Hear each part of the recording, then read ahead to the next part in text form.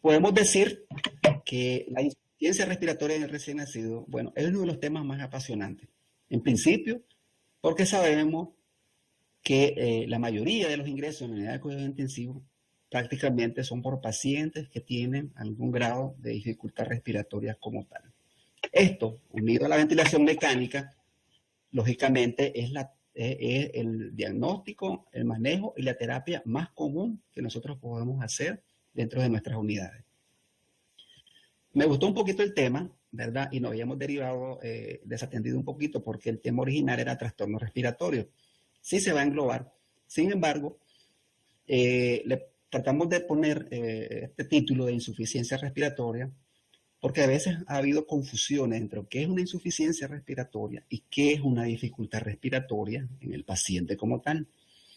Este fue un tema que hemos discutido mucho tiempo, ¿verdad? Y vemos que hay diferencias sustanciales, por eso queremos ahorita dejar clara esta diferencia. Me imagino que muchos ya la sabemos, pero saber en qué momento estamos con una dificultad respiratoria y en qué momento estamos en una insuficiencia respiratoria. Una puede condicionar a la otra. O sea, el paciente que tiene insuficiencia respiratoria obligadamente tiene una dificultad respiratoria, pero no todo paciente que tiene una dificultad respiratoria probablemente tenga una insuficiencia respiratoria como tal.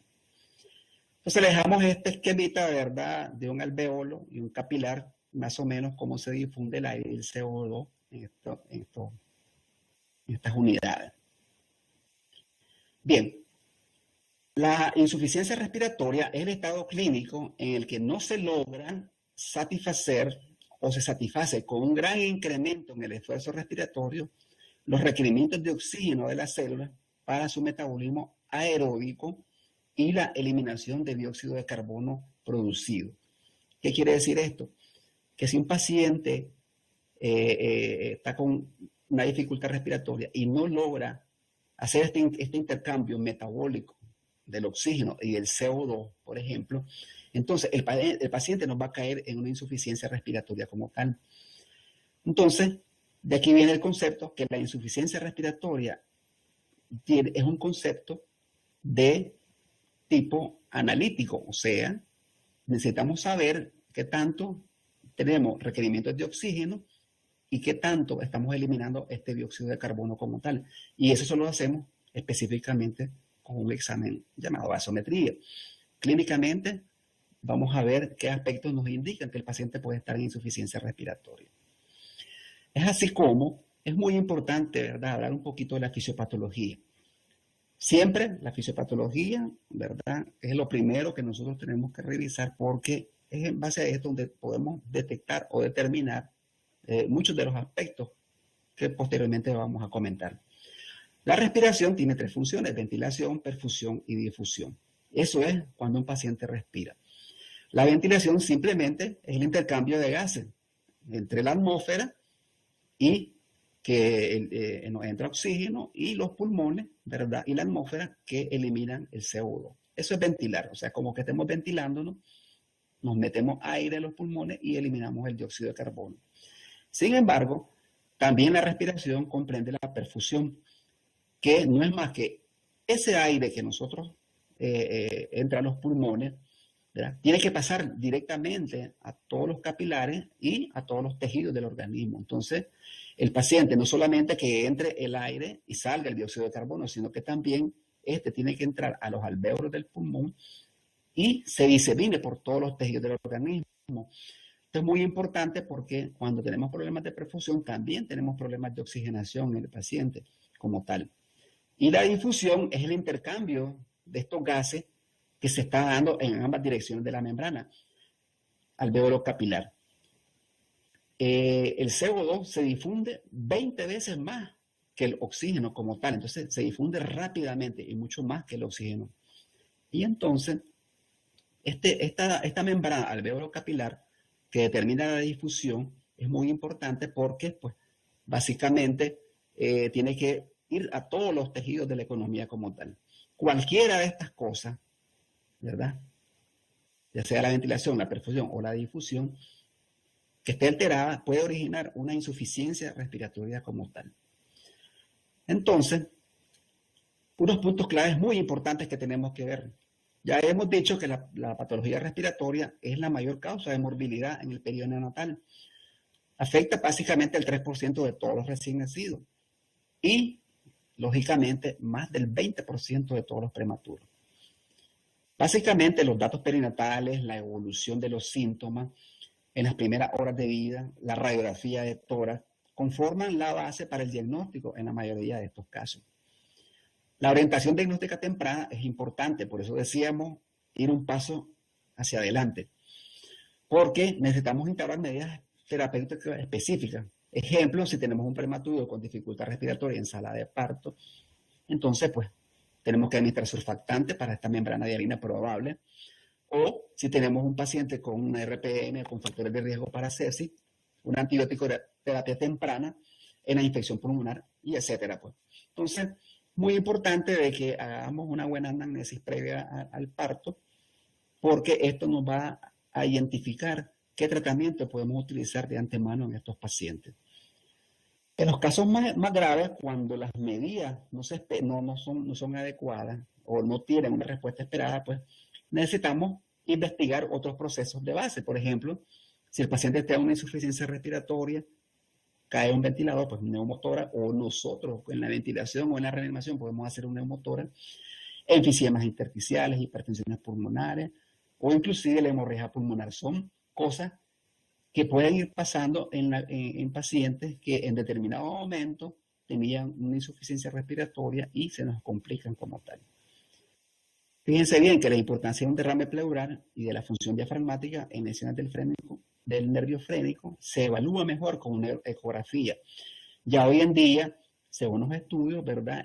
Ya la radiografía puede estar perfectamente reemplazada por una ecografía para cualquier cosa, inclusive para diagnosticar neumonía, y ha tenido muy buenos resultados en la actualidad. Entonces, muy importante tener un ecógrafo, ¿verdad? Para hacer esto. Lógicamente, pues en nuestros países, pues probablemente sea un poco difícil. Entonces, nosotros tenemos un paciente con insuficiencia respiratoria. ¿Cuáles son los criterios diagnósticos que nosotros tenemos que ver? Entonces, nosotros observamos que tenemos unos criterios clínicos. En primer lugar, el paciente tiene que tener una frecuencia respiratoria mayor de 60 por minuto en condiciones basales, que no esté sin fiebre, sin llanto, ninguna estimulación. Un Silverman Anderson mayor de 2, que tenga un esfuerzo respiratorio débil o que esté boqueando o esté en apnea, una cianosis central que no responde a la estimulación ni al oxígeno, o que esta cianosis pues, sea evidente en labios, mucosa, lengua, tórax, o se vea generalizada. Y muy importante, la gasometría, que sea una presión arterial de oxígeno menor de 60 y que tenga una presión de CO2 mayor de 40 con un pH menor de 7.3. Aquí quiero detenerme un puntito porque algunos hablan de hipercapnia permisiva, entonces podemos tolerar un 45 hasta un 50 de CO2 si el pH se mantiene estable en 7.3 o 7.35, por ahí. Esto se llama la hipercapnia permisiva, que mientras el CO2 puede estar elevado, pero el pH se mantiene estable. Si este pH ya se altera, entonces inmediatamente instauramos el tratamiento para la insuficiencia como tal. En este caso sería la ventilación con presión positiva. Entonces, cuando nosotros vemos estos criterios diagnósticos, vemos que la parte clínica es lo que nos define la dificultad respiratoria del paciente. Y la parte de la gasometría nos confirma si el paciente está en una insuficiencia respiratoria como tal.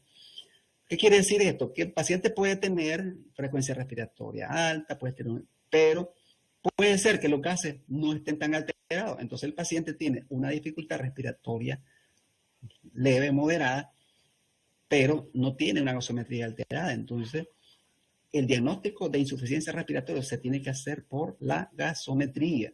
Y este es un punto importante porque si disminuye la oxigenación, aumenta el CO2 o disminuye el pH, esto de isofacto nos da el diagnóstico como tal de insuficiencia respiratoria. Clínicamente la podemos observar, la podemos interpretar, la podemos decir, este puede ser una insuficiencia, pero el que nos hace el diagnóstico es la gasometría como tal. Ya cuando revisamos al paciente, la ocultación cuidadosa nos permite ver si el paciente está hipoventilado, en alguna zona torácica, si tiene estertores, estridor, asimetría, desplazamiento, tonos cardíacos bajos. Toda esta información es muy relevante, pues porque básicamente nos va a decir en qué condiciones está ese pulmón, o si el murmullo vesicular pues está básicamente disminuido. Y a eso nos basamos en nuestra tablita, pues el Silberman-Anderson, que ya vemos pues que entre más Silberman-Anderson tengamos, pues el paciente está cayendo en una dificultad respiratoria y por ende puede caer en una insuficiencia respiratoria como tal. Menos de 3, pues probablemente sea leve, de 3 a 4, pues sea moderado, y más de 4, pues ya el paciente cae en una insuficiencia respiratoria, en una dificultad respiratoria importante. Y es aquí lo que señalaba un poco. O sea, ¿qué es lo que tenemos que revisar en la historia clínica y en la madre cuando tenemos un paciente, ¿verdad?, que probablemente vaya a caer en insuficiencia o vaya a tener un ingreso a cuidados intensivos? Fíjense bien, hay condiciones maternas y hay condiciones obstétricas, entonces es muy importante revisar la historia clínica. El abuso de drogas, pero también el retiro brusco de estas drogas puede producir insuficiencia respiratoria en nuestros pacientes. La diabetes mellitus, muy común en nuestros países, ¿verdad?, por las personas obesas como tal, nos puede condicionar membrana hialina, hipoglicemia, policitemia y cardiomiopatía, ¿verdad?, como un defecto muy importante colateral de la diabetes. Y esto nos puede causar también insuficiencia respiratoria. Las infecciones, obviamente, la ruptura de membrana, infecciones pulmonares maternas, la colonización por estreptococo, nos puede condicionar neumonía y sepsis y también dar algún grado de insuficiencia respiratoria. Ya hablando prácticamente de las condiciones obstétricas, el uso de anestesia, en el caso de anestesia general, puede causar una depresión central y puede causar apnea en nuestros pacientes. El hídro fetal, ¿verdad?, por las efusiones pleurales. El parto prematuro, que nos puede condicionar membrana hialina. La corionitis nos puede dar fiebre, que a la vez nos da neumonía y sepsis, por una ruptura prematura de membrana. El líquido amniótico meconial, ¿verdad?, que nos puede dar un síndrome de aspiración de meconio. Y las hemorragias anteparto, por ejemplo, nosotros tenemos experiencia en los desprendimientos prematuros de placenta, y el paciente llega anémico, hipovolémico y con un grado de insuficiencia respiratoria severo como tal. Entonces son condiciones importantes que tenemos que ver. Entonces, ya decíamos que cuando analizamos un poco la fisiopatología de la respiración, decíamos que los 3 aspectos, ventilación, perfusión y difusión, cada uno puede condicionar insuficiencia respiratoria. Entonces, hemos dividido las causas en respiratoria y por algunos sistemas como tal. Pues las causas respiratorias son las más comunes de dificultad y de insuficiencia respiratoria. Tenemos el distrés respiratorio leve, la taquipnea, la aspiración meconial, los neumotórax con neumomediastino, las neumonías perinatales, la hipertensión pulmonar persistente, hemorragias pulmonares, agenesia e hipoplasias pulmonares. Estas son causas respiratorias que nos pueden dar la insuficiencia respiratoria como tal. Algunas malformaciones que ustedes las hemos visto muy frecuentemente, la hernia diafragmática, la atresia de esófago, el enfisema lobar congénito, que es una fotito que tenemos ahí, ¿verdad?, con un enfisema lobar, si ustedes lo ven en la nivel de la base pulmonar derecha, y la malformación quística adenomatoidea. Entonces, estas malformaciones nos conducen a una dificultad y a una insuficiencia respiratoria como tal. Nosotros hemos tenido muy mala experiencia en la hernia diafragmática porque básicamente los tratamientos no los tenemos, ¿verdad?, de óxido nítrico, membrana extracorpórea, etcétera. No tenemos, pues, y muchos de estos pacientes, pues, básicamente se nos mueren o nos fallecen como tal. Las atresias de esófago un poco, enfisemas lobares congénitos muy, muy escasos, pues, y las malformaciones quísticas adenomatoideas igual. Dentro de otras causas, muy importantes, las atresia de Coana, el síndrome de Pierre-Robin, como dicen los franceses, o Pierre-Robin, como decimos de este lado, ¿verdad? Entonces, tenemos ahí, ¿verdad?, unas ilustraciones donde tenemos un Pierre-Robin. Como tal, eso puede ocasionar, es una causa respiratoria, de insuficiencia respiratoria. Causas cardiovasculares, por ejemplo, ya empezamos a ver cardiopatías congénitas, arritmias cardíacas, la miocardiopatía, y causas infecciosas como la sepsis y la meningitis neonatal nos pueden ocasionar insuficiencia respiratoria como tal. Otras causas menos comunes, pero que sí nos pueden presentar, son la acidosis metabólica, la hipoglucemia, sobre todo en los prematuros. Muy importante la hipotermia, ¿verdad? Que en sala de parto puede condicionar un grado de insuficiencia. Y no menos, pues la hipertermia como tal. Fíjense bien que nosotros tenemos un gran problema, pues obviamente yo creo que también los tienen con los ginecólogos que no quieren apagar los aires cuando atendemos a nuestros pacientes. Entonces los pacientes nos caen en hipotermia. Y casi siempre el paciente va a parar de cuidado intensivo por insuficiencia respiratoria causada por hipotermia. Regulamos la hipotermia y el paciente mejora enormemente porque no tenía otra cosa más. Causas hematológicas, la anemia, la hiperviscosidad, en el caso de la policitemia, ya sabemos la anemia, por ejemplo, desprendimientos prematuros de placenta o sangrados masivos en la madre que condicionan anemia fetal. Y la hiperviscosidad o la policitemia en el caso pues, de las madres diabéticas, los macrosómicos, etc. Causas neurológicas como la asfixia, muy común, lesiones difusas del sistema nervioso central y el síndrome de abstinencia de drogas, como ya lo habíamos mencionado anteriormente, ¿verdad? ¿Y cómo vamos a tratar inicialmente? Pues posición de olfateo. Ya sabemos que la recomendación de la reanimación neonatal, la última edición, ya no recomienda la posición de olfateo, sino posición neutral. ¿Ya? Y esto es importante, y lo dejo aquí porque esta es la recomendación anterior, pero la recomendación actual es la posición neutral. Obviamente, aspirar y permeabilizar la vía aérea. Si el paciente está con una dificultad respiratoria, pues administrar oxígeno a flujo libre. Ya sabíamos, ¿verdad?, la importancia de la difusión cuando hablábamos un poco de las fases de la respiración. Entonces, el oxígeno, ¿verdad?, puede que no esté llegando. Entonces, es muy importante tener oxígeno a flujo libre como tratamiento inicial. Si no hay mejoría, obviamente, la ventilación con presión positiva, bajo cualquier modalidad, mascarilla, CPAP, ¿verdad? O inclusive, pues, intubación endotraqueal y ventilación mecánica. Y, muy importante, la evaluación constante de este paciente por los cambios gasométricos que pueden ocurrir. Y aquí, más o menos, tenemos un cuadro donde podemos ver qué tipo de dificultad respiratoria, que son las más comunes, y cómo se puede diferenciar rápidamente de cualquier de otras patologías. Por ejemplo, la taquipnea transitoria, ya sabemos, menos de 6 horas, es muy importante. El niño nace por cesárea, o hijo de madre diabética, o un preterniano nace con taquipnea, hipoxemia leve, el tórax está hiperinsuflado, y es más frecuente pues en recién nacidos a término. El meconio, el SAN, ¿verdad? Síndrome de aspiración de meconio, el inicio es menos de 6 horas. Lógicamente tenemos un paciente postmaduro con líquido amniótico meconial, observamos meconio en tráquea o el tinto cutáneo meconial como tal, el paciente está hipoxémico con dificultad grave, y en la radiografía tenemos el famoso signo radiológico de patrón en panal de abeja como tal. El diagnóstico pues lo hacemos básicamente por la historia clínica, vemos un paciente, ¿verdad?, con meconio, con dificultad respiratoria, le aspiramos y vemos tenemos el neumotórax neumomediastino, ¿verdad? La de inicio puede ser que se localice en las primeras 6 horas, pero también puede ser que se localice después de las 6 horas. Es muy frecuente que el paciente esté reanimado, ¿verdad? O tenga una enfermedad pulmonar importante, hay disminución del murmullo vesicular, ruido cardíaco, hay una hipoxemia leve moderada, y la radiografía pues es diagnóstica, todos podemos observar el neumotórax o el neumomediastino como tal. Ya en la neumonía, ¿verdad? Ya podemos obtenerla menos de 6 horas, pero también la podemos tener en más de 6 horas. Recuerden que la neumonía puede ir progresivamente.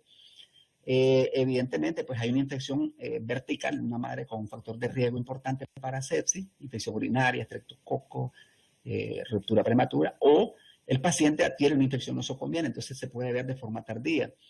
La exploración, el paciente está séptico con datos de dificultad respiratoria importantes. Hay hipoxemia, pues, y la radiografía, condensaciones pulmonares, etcétera, ¿verdad? Muy importante, pues, ayuda el PCR y el hemograma, pues, para diagnosticar lo que es la sepsis. En la hipertensión pulmonar ya vemos que este es un proceso bastante rápido que se instala en las primeras 6 horas, pero también se puede instalar un poquito después de las 6 horas. Es secundaria, la hipertensión pulmonar es secundaria a cualquier enfermedad de base. Ojalá tengamos una oportunidad de la hipertensión pulmonar porque es un tema muy interesante. En la exploración a veces no encontramos nada, pero sí podemos encontrar algún soplo, algún shunt, ¿verdad? Abierto, algún ducto. Y hay una hipoxemia que es totalmente refractaria. Todos sabemos lo difícil que es manejar un paciente con hipertensión pulmonar. En la radiografía, pues no se ve mucho. El diagnóstico, más que todo, se hace por ecocardiograma y es muy difícil, ¿verdad? Evidenciarlo con una cardiopatía congénita cianógena en estos pacientes. Y la cardiopatía congénita, pues no es una edad muy temprana, sino que es una edad muy tardía, más de 6 horas. No tenemos ningún antecedente, pues muchas veces sí, muchas veces no. Puede haber soplo, cardiomegalia o insuficiencia cardíaca.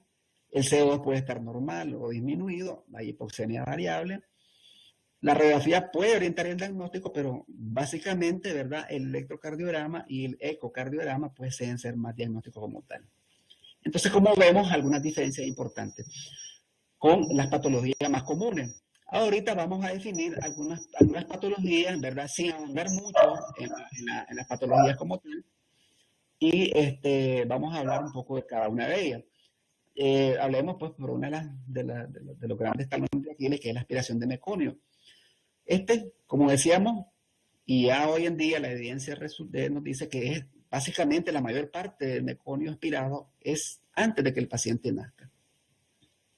Durante el parto puede haber una obstrucción, ¿verdad?, de un pasaje en las vías aéreas, sobre todo a nivel terminal, ¿verdad?, y en el momento de la primera respiración. Básicamente, el meconio interfiere en el intercambio gaseoso, ya decíamos la perfusión, ¿verdad?, en el paciente, y aumenta la resistencia vascular pulmonar, que produce una dificultad respiratoria importante. Básicamente, ¿qué es el meconio? Pues el meconio es la primera heces del recién nacido. Son espesas, pegajosas, de color negro o verde, pues eso puede variar.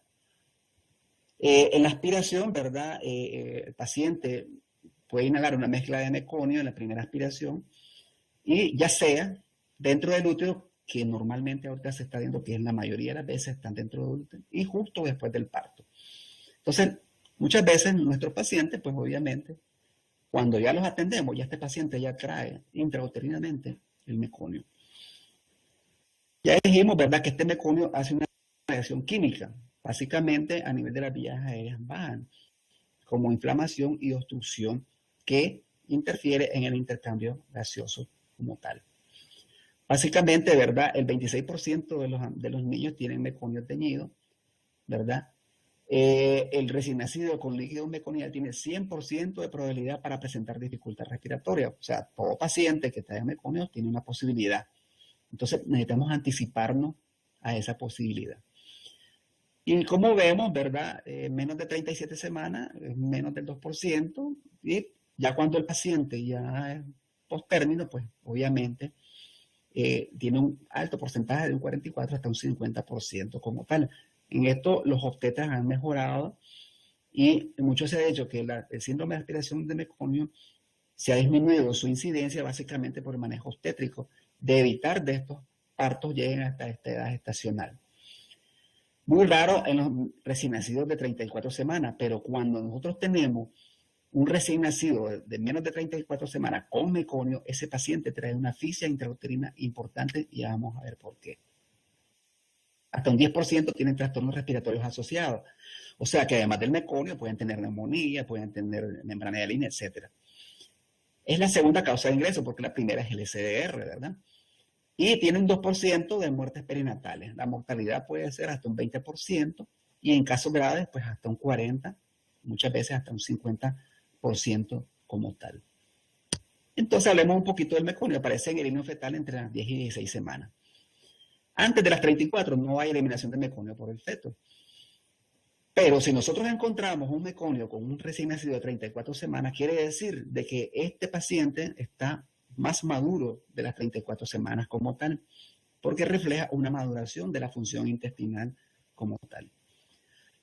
Si el paciente tiene las 34 semanas o menos y es un paciente prematuro, verdaderamente este paciente con meconio indica que es un sufrimiento fetal importante y una asfixia intrauterina. Y este es un concepto muy importante que tenemos que dominar. El meconio, ¿verdad?, tiene 80% de agua, líquido amniótico, moco, lanugo, bilis y detritos celulares. Pero fundamentalmente tiene inhibidores de surfactante, o sea, que si nosotros nuestro paciente aspira el meconio, inmediatamente este meconio puede inactivar el surfactante, que se ven como ácidos grasos libres, bilirrubinas, enzimas y albúminas. Entonces, mucho, ¿verdad? Y por eso la terapia actual, ¿verdad? Recomienda la Asociación Americana de Pediatría, pues, el lavado de surfactante con surfactante en los pacientes con meconio, porque va a mejorar enormemente porque este surfactante está inactivo como tal. Y aquí tenemos el punto clave de la fisiopatología. La motilina es una enzima que en su concentración intestinal está en relación directa a la edad gestacional. ¿Qué quiere decir esto? Que en sangre, ¿verdad? Cuando esta aparece, quiere decir de que puede haber una presencia de meconio en el líquido amniótico.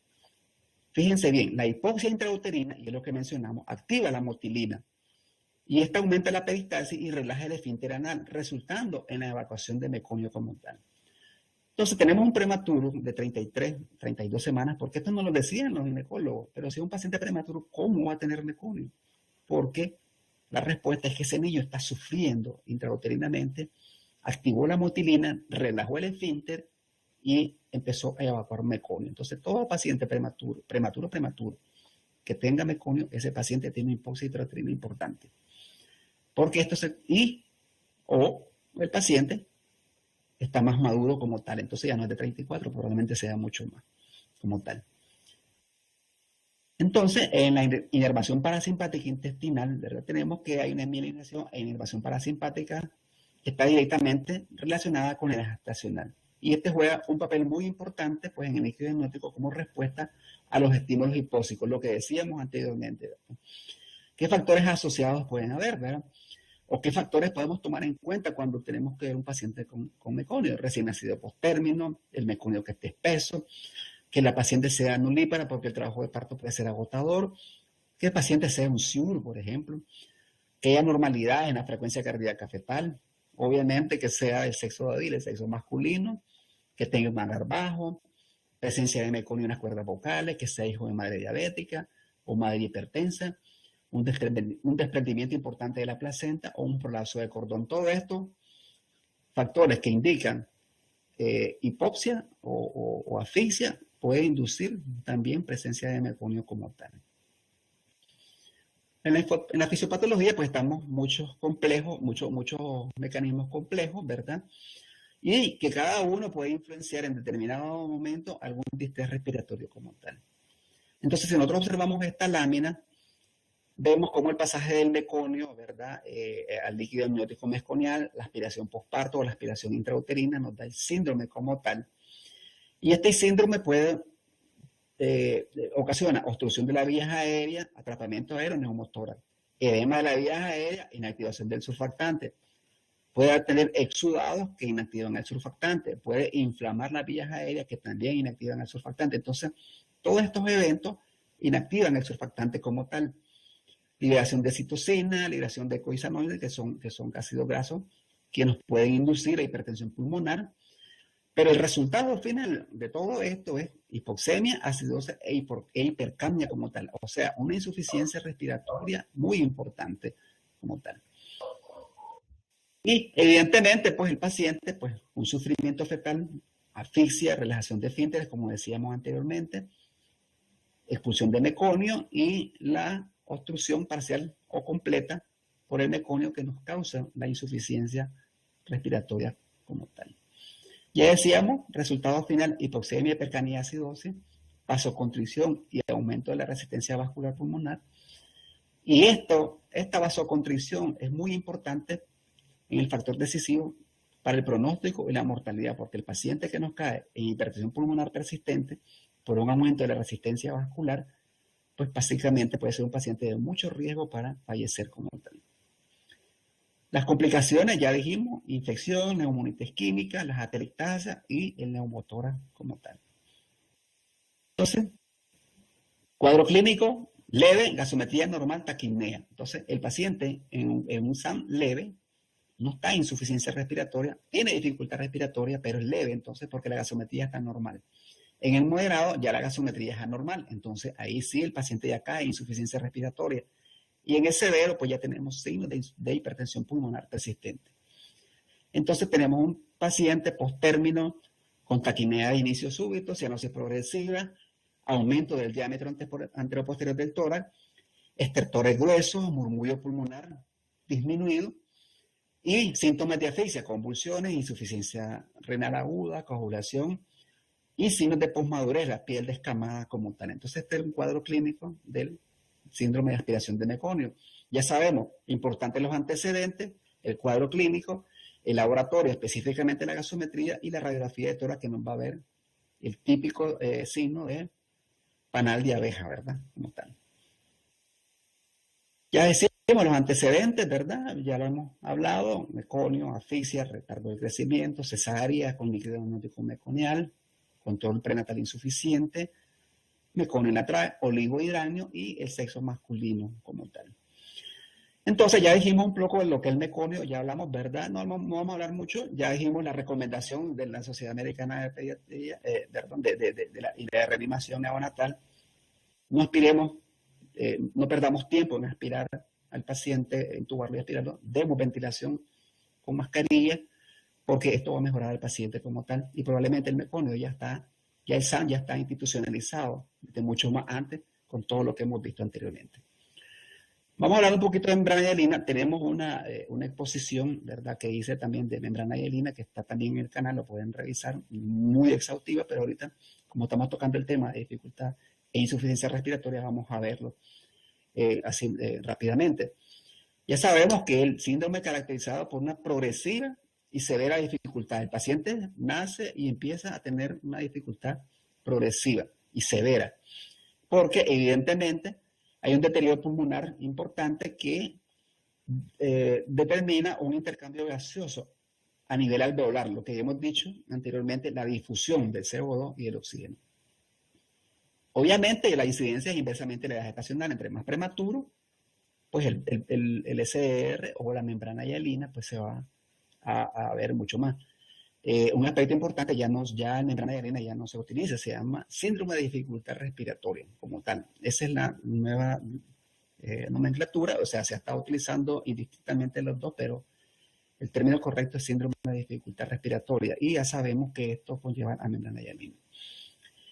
Los factores que aumentan el riesgo de este SDR, la prematuridad, nuevamente, el sexo masculino, la raza blanca, nacimiento por cesárea, diabetes gestacional, segundo gemelo, una historia familiar de SDR, asfixia, shock, SAM y sangre en el pulmón. Todo esto inactiva el surfactante y el paciente puede caer a un SDR como tal.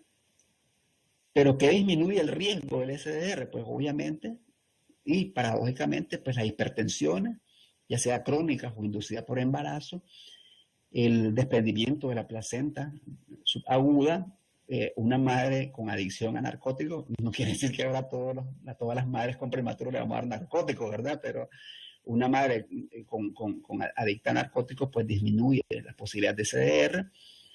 La RPM es muy importante, ¿verdad? La infección, lo que son signos infecciosos, pueden disminuir el SDR, pero el paciente se nos puede morir de infección, ¿verdad? Entonces, entramos en una, pero salimos de otra. Pero muy fundamental los corticoides antinatales, que son ya pues muy bien estudiados, son los que determinan que el paciente no logre llegar a tener un SDR como tal. Y hablando un poquito de la fisiopatología, ya vemos, ¿verdad?, que hay un déficit de surfactante, se disminuye la capacidad residual funcional, esto produce atelectasia, produce los SHON, ¿verdad?, o la apertura de los conductos a nivel intrapulmonar, que nos causa hipoxemia y cianosis. Este déficit de surfactante, pues que produce atelectasia y produce disminución de la capacidad residual funcional, disminuye la distensión del pulmón, aumenta el trabajo respiratorio y nos da polimnea, tiraje, etc. Y el déficit de surfactante, pues da edema pulmonar que lleva a las membranas hialinas, ¿verdad?, que evitan que los alvéolos pues se extiendan o se abran y entonces colapsen como tal. Entonces, un poquito de la fisiopatología, más o menos ya vemos, es muy importante que las atelectasias y la disminución de la capacidad residual funcional es lo que nos va a derivar a toda la sintomatología como tal. Pues la clínica ya sabemos, tenemos un prematuro con dificultad respiratoria, taquipnea, quejido o apnea. Esto puede ser variable de 1 a 2 días. Pues ahí dice que hay gente que habla que la ANME puede darse entre las 48 y las 72 horas, la ANME del surfactante y del SDR, y posteriormente desciende. Hay un incremento de la diuresis y el deterioro severo progresivo en estos pacientes. O sea, aunque el paciente mejore el tercer o cuarto día, pero se nos puede morir en las primeras 48 horas por una insuficiencia respiratoria importante como tal. Entonces ya decíamos los factores de riesgo, ¿verdad? Que señalábamos, la prematurez, ¿verdad? Las madres diabéticas, etcétera. Entonces el paciente tiene una dificultad respiratoria importante, la gasometría nos va a dar el grado de insuficiencia respiratoria, la radiografía de tórax nos va a dar, ¿verdad? Las famosas imágenes tipo 1, tipo 2, tipo 3 o 4, ya cuando prácticamente no se ve absolutamente nada. Entonces, pero ninguna de estas cosas, ¿verdad?, tiene que esperar para retrasar el tratamiento. O sea, si el paciente tiene un factor de riesgo y una dificultad respiratoria progresiva, pónganle surfactante, no esperen gasometría, no esperen radiografía de tórax, no esperen cardiograma. Básicamente, el criterio del surfactante es disminución en la oxigenación del paciente con dificultad respiratoria progresiva en un paciente prematuro. Entonces, muy importante, sirven los demás, pero no perdamos tiempo en hacer todos estos exámenes para hacer un diagnóstico como tal. Y en el SDR, ¿qué patología? Pues la neumonía. Si nosotros vemos aquí, el volumen pulmonar está pues, básicamente conservado, las costillas, las parrillas costales están bien, no están horizontalizadas, entonces esto es una neumonía. Pero la dificultad respiratoria nos puede hacer creer que tenemos un SDR como tal. La taquimia transitoria, ya vemos el típico corazón grande, ¿verdad? Y los campos, la horizontalización completa de todas las costillas. Y vemos pues las imágenes, el broncograma aéreo completamente, el gran corazón congestionado en la taquimia como tal. Lógicamente, las malformaciones congénitas, que es una hernia diafragmática, como tal, nos pueden hacer confundir con el diagnóstico de SDR. Evidentemente, el manejo de prevención, corticoides prenatales, ¿verdad? Como tal. Estabilizar en sala de parto, esto es muy importante. Y ahora no se habla de reanimación en sala, se habla de estabilizar en sala de parto. O sea, el paciente tiene que estar estable y, si es posible, con manejo de surfactantes, CPAP o presión positiva en ese momento al paciente en sala de parto. Medidas generales, control de la temperatura, ya hablamos un poquito, la hipotermia, el efecto que puede hacer. Monitoreo cardiorrespiratorio, soporte líquido nutricional, muy importante, la nutrición a las 48 horas, a las 24 horas, su nutrición parenteral, equilibrio hemodinámico y prevención de las infecciones, y evidentemente pues el surfactante como un manejo primario de la afección como tal. Otra de las grandes patologías es la taquimia transitoria. Entonces, ya habíamos comentado un poquito la radiografía, se da básicamente, es el primer proceso no infeccioso que se presenta con mucha frecuencia en recién nacidos a término o cercanos al término, casi siempre nacidos por cesárea, ¿verdad? Entonces, esta es una de las grandes condicionantes que nos permite decir que ese paciente tiene una taquimia o no. La literatura coincide en que el 50% de estos casos no son infecciosos, ¿verdad? No infecciosos, perdón, pero ingresan a los cuidados intensivos como tal, como una de las segundas causas de ingreso. Ya decíamos que la primera es el SDR como tal. A pesar de que es un proceso no infeccioso y casi siempre, entre comillas, benigno, puede tener una insuficiencia respiratoria importante y el paciente puede complicarse. Lógicamente, se inicia en las primeras horas, ya habíamos mencionado, la frecuencia respiratoria es más de 60. Hay un aumento de los requerimientos de oxígeno con un CO2 normal o ligeramente aumentado. Entonces, este paciente puede caer en una insuficiencia respiratoria como tal. Afortunadamente, es un proceso autolimitado que se puede resolver en las primeras 24 hasta 72 horas como tal. Pero muchas veces el paciente se nos complica en ese periodo de tiempo. El diagnóstico, pues, antecedentes maternos, muy importante, las pacientes que son asmáticas, que son diabéticas, que fuman. Cuando manejamos los líquidos abundantemente, ya hablamos en la clase anterior un poco de este manejo de líquidos. Cuando el paciente está muy sedado y no logra establecer una buena respiración, entonces se acumula líquido como tal por la sedación. Y también, pues cuando hay una ruptura prematura de membrana mayor de 24 horas, pues puede condicionarnos que el paciente tenga este tipo de afección. En los antecedentes del recién nacido, pues nacido por cesárea, parto precipitado, que el paciente esté cercano al término y que tenga una asfixia perinatal, porque esto también nos puede condicionar una insuficiencia respiratoria y también taquipnea en el paciente. En la exploración, pues tenemos un paciente polipneico, más de 60. Tenemos que evaluar esta dificultad con el Silberman-Anderson, ya habíamos visto la tablita. Hay cianosis en caso grave y los campos pulmonares pues están sin estertores de primera instancia, pues, pero después pueden aparecer como tal. En las pruebas diagnósticas, pues lógicamente la radiografía toda nos va a hacer el diagnóstico y mucho el diagnóstico diferencial. Ya hablábamos un poquito de atrapamiento aéreo, rectificación de arteriocostales, herniación del parénquima, hiperclaridad, aumento de los espacios intercostales y aplanamiento de diafragma. Puede haber una cisuritis, una congestión parailiar y la cardiomegalia aparente que nosotros vemos, pero más que todo es por la congestión que se está dando en estos pacientes. La gasometría arterial puede indicar hipoxemia, CO2 normal o aumentada y podemos tener una acidosis respiratoria compensada. Y aquí tenemos una insuficiencia respiratoria totalmente instalada porque ya tenemos cambios gasométricos importantes. En la oximetría de pulso, el monitoreo continuo de la oxigenación, esto permite, ¿verdad?, hacer ajustes importantes en lo que es el oxígeno para mantener una saturación adecuada. No pretendamos, ¿verdad?, de que el paciente tenga 100%, pues como son recién nacidos de término, que tengan 90, 92, 93, 94%, pues el paciente se considera estable en ese sentido. Como tal. Recuerden que el oxígeno puede dañar también las vías respiratorias importantes. Esto es importante porque si después de 3 días el paciente no remite, pues, o la patología incrementa, pues pensemos en que el paciente está complicado o tiene otra patología. En este caso, pues el paciente puede tener una cardiopatía, puede tener una hemorragia pulmonar, una hipertensión pulmonar, puede estar séptico, o puede ser un paciente que desarrolle síndrome de dificultad respiratoria por inactivación del surfactante, o el paciente tenga un síndrome de fuga de aire, en este caso, por ejemplo, un neumomediastino o un neumotora como tal. Entonces es importante hacer esos diagnósticos y estas complicaciones en un paciente que no nos ha mejorado como tal. El tratamiento no farmacológico, obviamente, pues mantener un ambiente térmico neutro, no solo en estos pacientes, sino en todos. Alimentar, ¿verdad? Esto va a depender mucho del estado clínico del paciente. Si el paciente se evalúa a las 3 horas y el paciente, pues, vamos a decidir qué tipo de alimentación. Esto es muy importante porque a veces, casi siempre, todo niño que está cansado lo dejamos sin comer. Pero si el paciente tiene una frecuencia entre 60 y 80 por minuto, o un Silberman, una dificultad respiratoria ausente o menor de 3, pues el paciente puede iniciar vía oral como tal.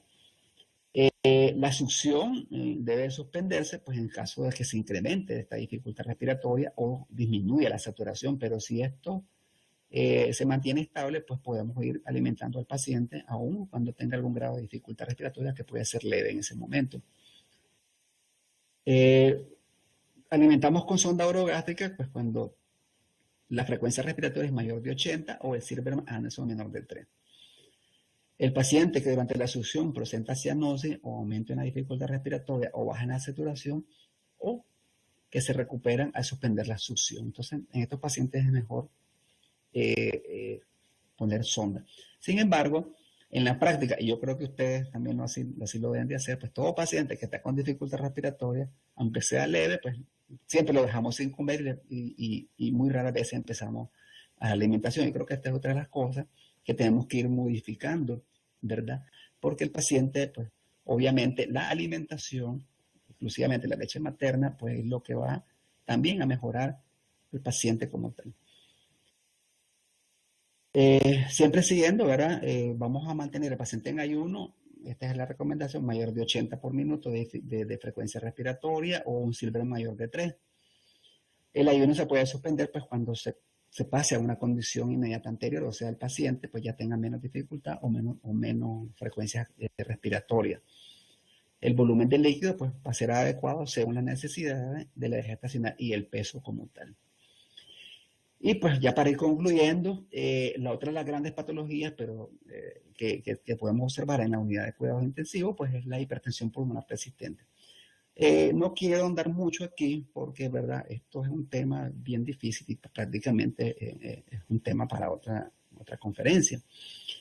Entonces, en la hipertensión pulmonar, que es una causa secundaria a otras, no es una entidad primaria, básicamente, ¿verdad? Cuando el paciente no tiene ninguna anomalía a nivel pulmonar, básicamente se da por hipoxia perinatal, aspiración aguda de meconio, sepsis o neumonía, sobre todo el estreptococo beta hemolítico, hipotermia, muy importante, y acidosis, la hipoglucemia, la hipocalcemia, depresión neurológica y shock. Todas estas causas pueden ser, todas estas causas no son anomalías estructurales, pero el paciente puede caer en hipertensión pulmonar. Entonces, muy importante que al ver estos pacientes o al revisar cada una de estas situaciones, tengamos presente que el paciente nos va a caer en esta entidad que va a ser de muy difícil manejo porque es una hipoxemia refractaria importante. Cuando el paciente tiene una anomalía estructural en los vasos, pues pensemos en una hipertensión pulmonar primaria o idiopática, una hipoxia fetal crónica, por ejemplo, nastoxemia en las mujeres hipertensas, o insuficiencia placentaria en aquellos pacientes, en aquellas madres que tienen SIUDE o madres diabéticas o madres desnutridas. Cierre fetal del ducto por ingestión materna de inhibidores de prostaglandina, hipoplasias pulmonares, por ejemplo, en la hernia diafragmática congénita, el síndrome de Potter, distrofia torácica, o cuando tenemos cardiopatías importantes como un ventrículo único sin estenosis pulmonar, o una hipertensión pulmonar crónica, pues que tenga un problema a nivel de retorno venoso pulmonar anómalo o lesiones obstructivas del corazón izquierdo. Entonces, son anomalías estructurales, ¿verdad? Que las vamos viendo poco a poco, y el ecocardiograma es muy importante en este sentido porque nos va a hacer el diagnóstico. Básicamente, ¿verdad? Todos nuestros pacientes que hemos manejado, pues la hernia diafragmática es la que más produce la hipertensión pulmonar. Por experiencia, pues el meconio también nos produce hipertensión pulmonar como segunda causa. Y la asfixia nos pueden producir este evento. Ya estoy hablando un poco de la experiencia nuestra. Y las hipotermias. Entonces, estas causas las hemos visto que nos causan insuficiencia respiratoria y nos lleva a una insuficiencia, a una hipertensión pulmonar. Y la fisiopatología, como vemos, ¿verdad? Ya vimos la etiología, sepsis, hipoplasia, SAN, etcétera, cardiopatía. Hay una hipoxemia, hay una acidosis y el paciente cae en hipertensión, se abren los ductos, ¿verdad? Y esta apertura nos hace caer en un círculo vicioso de hipoxemia, disminuye el número de vasos, ¿verdad? A nivel pulmonar. Y hay un aumento muscular importante, ¿verdad? Que nos hace una vasoconstricción de estos vasos pulmonares. El diagnóstico, básicamente la ecocardiografía, que nos va a identificar el shunt, ¿verdad? O el ducto, de derecha a izquierda, el foramen oval, o desplazamiento de los tabiques. Y a nivel de gasometría, ¿verdad? Nos va a dar, el gradiente de una presión arterial de oxígeno mayor de 15 y una saturación preductal y postductal mayor del 4%. Entonces, la preductal, ¿verdad? Ponemos, sencillo, ¿verdad? Ponemos un oxímetro de pulso a nivel de la mano derecha y ponemos un oxímetro de pulso a nivel del pie izquierdo. Entonces, antes, ¿verdad? Nos decían era canalizar la arteria radial derecha y canalizar una arteria umbilical izquierda, pero este es muy traumático para los pacientes. Entonces, hoy en día usamos, o lo que se usa es oximetría de pulso en la mano derecha, oximetría de pulso a nivel izquierda. La mano derecha es preductal y la mano izquierda postductal. Entonces vemos la saturación. Si esa saturación es de más del 4%, probablemente el paciente nos esté cayendo en una hipertensión pulmonar persistente. Bueno, creo que hasta aquí, ¿verdad? Hemos abordado las patologías más importantes. Espero que hayamos quedado claro en la diferencia en la insuficiencia, de la dificultad y en qué problemas o qué patologías nos pueden inducir este grado de insuficiencia. Quedo, ¿verdad? A sus comentarios, sus experiencias, sus sugerencias, ¿verdad? Ya hemos platicado bastante, pues entonces ahora les toca a ustedes, ¿verdad? Continuar con esta experiencia de esta noche.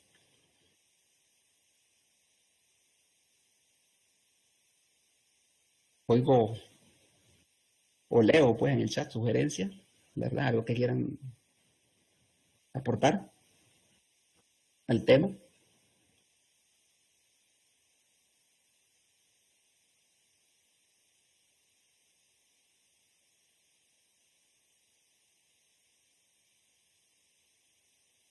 Un aporte que deseen.